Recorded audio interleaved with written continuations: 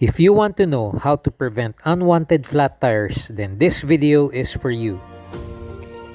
Flat tires don't just happen, they are preventable.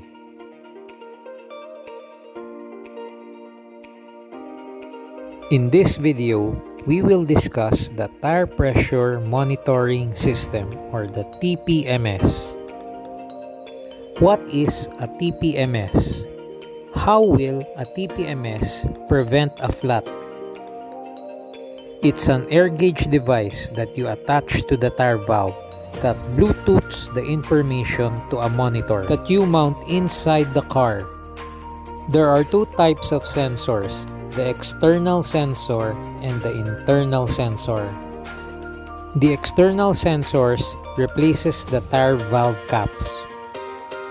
The internal sensor replaces the existing valve. The sensor device Bluetooths the information to the monitor mounted inside the car. Essentially, you are monitoring your tire real time, all the time.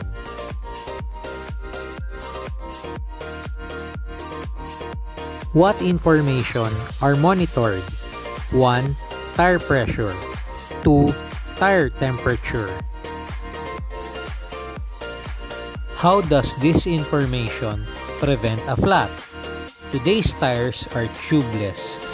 This technology prevents foreign objects that puncture the tires from immediately deflating the tire. The foreign object, like a nail, will act as a temporary patch. The tire will very slowly lose air pressure, anywhere from 1 psi per day to 1 psi per hour. This air loss will be detected by your TPMS. If you see drops in your air pressure, you should check your tire for punctures. Example of a healthy reading. Air pressures are balanced. Tire temperatures are balanced.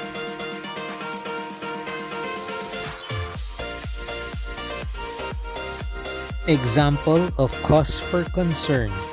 The rear right tire has extremely high temperature, causing air pressure to expand. Post-checkup revealed brake pads were in friction with discs.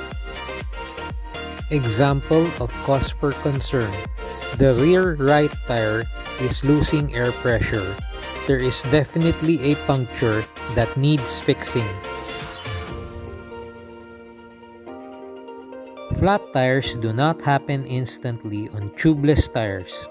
It takes an average of 24 to 72 hours of slow deflation, a very ample amount of time to get it fixed if you are able to detect it at early stages. You can bring it to a vulcanizing shop before it poses a problem. It will save you the hassle and inconvenience of getting the flat in the middle of the street or nowhere. Tire blowouts don't just happen. It is a result of running underinflated tires at high speeds. Most people fail to ocularly detect underinflated tires. These accidents are preventable. TPMS gives you early detection. TPMS warns you about rapid air loss. If you run over several spikes and you're losing air pressure at a rapid rate, the TPMS will beep wildly, warning you of your tire condition. Please hit the like and subscribe button. Please share the video if you think it was helpful. Thank you.